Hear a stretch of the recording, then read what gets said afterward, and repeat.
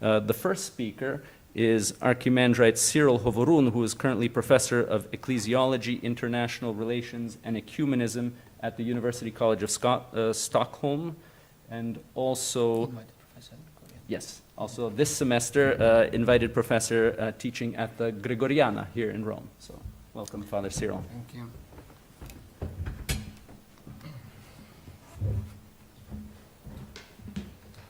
Well, thank you, Father Daniel, for inviting us to this meeting. Thank you also for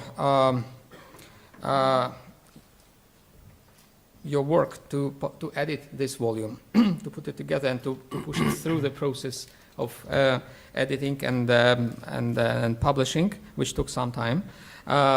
It's a privilege to be here at the PO, and I'd like to make your life a bit easier, to skip my chapter when you read the book. I will summarize very briefly the main idea that I wanted to present in my chapter. Essentially, it's the idea that one can understand the events of the Lviv Pseudo-Sobor, I prefer to call it this way,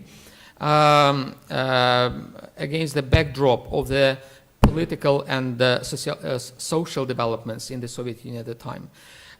Those developments have been described in the sociology of religion as a political religion.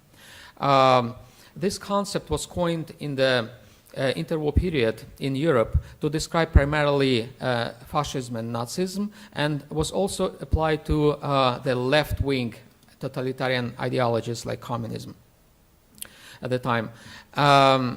The basic idea of a political religion is that there is a political system, a system of ideas, political ideas and beliefs, which can have a political nature, but they are believed.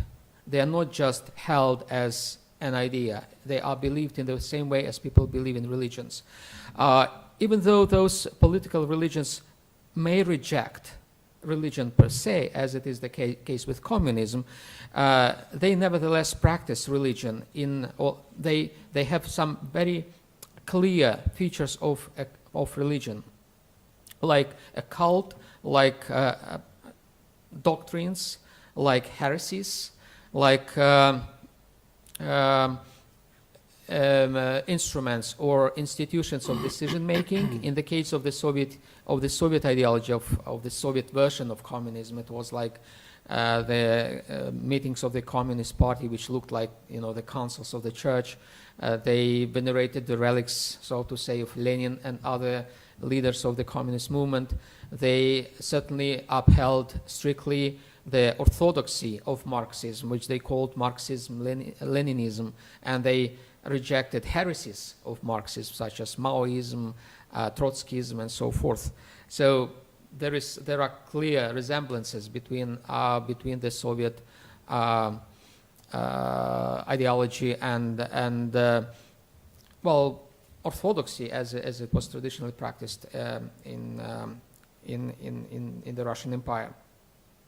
So that is the phenomenon of political religion, which one has to take into consideration while considering what was happening in the Soviet Union at the time. It is quite different from the concept of civil religion, which was coined a bit later on and was applied primarily to the situation in the West. It was first applied, well, of course, it was first coined by Jean-Jacques Rousseau and applied to the situation of France in the wake of the French Revolution, but then was successfully applied by American sociologists of religion to describe the American civil religion.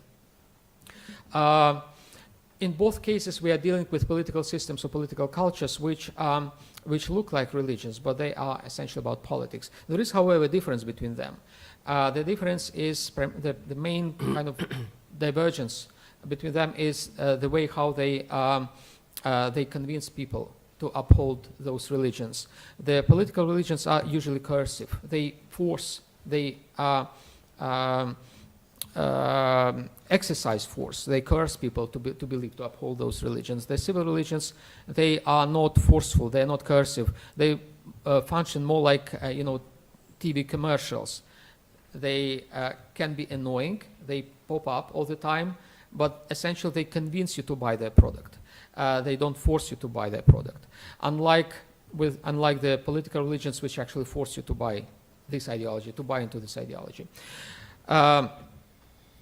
So the Soviet political religion, I believe, underpinned the Lviv Sobor of 1946, because all the features of this pseudo-Sobor stemmed somehow from this political culture of coercion, as it was practiced across the Soviet Union at the time.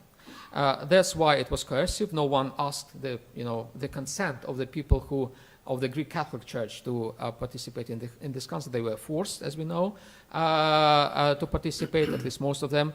There were manipulations, there was coercion, and that's how the Greek Catholic Church disappeared, as a result of coercion, as a result, essential of a particular application of this Soviet political religion to the case of the Greek Catholic Church. If we look now at what is going on in Ukraine, it is nothing else but another manifestation of the same Soviet political religion, coercive in its nature. It also functions in the capacity and with the features of a religion. Well, now they call it the Russian world ideology, which is just another incarnation of the old ideologies of the past, upheld, in the Soviet Russia, before that in the Tsarist Russia, with the same kind of feature that unites all those incarnations of the same ideology. The main feature of this ideology is it's coercive. It forces people. Nowadays, it forces people to uphold it through force, through the danger of arrest in Russia, or through bombardments in Ukraine, and so forth. That's why I think the Lviv Sobor, pseudo-Sobor, was not just an event happening in the past. It is relevant to our days. In which sense? In the sense that it gives us a clue how to understand the present events. Why the church is coercive again? Why the church again contributes to this violence which is going on, which is affecting not just Ukraine but also Russia itself. Russia is now a kind of a kingdom of violence, or a kingdom of coercion in many senses. So that's something I wanted to emphasize as my first point, my point number one. And my last point number two, which I wanted to say, is that nowadays we are witnessing different narratives that try to justify the war in Ukraine. Those narratives come from the Kremlin and also from the church.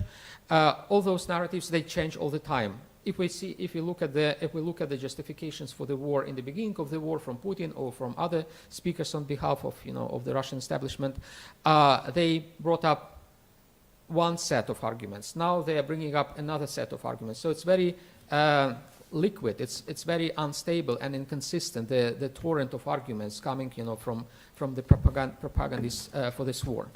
However, there are some features in this torrent of arguments which remain there. One of them is unionism.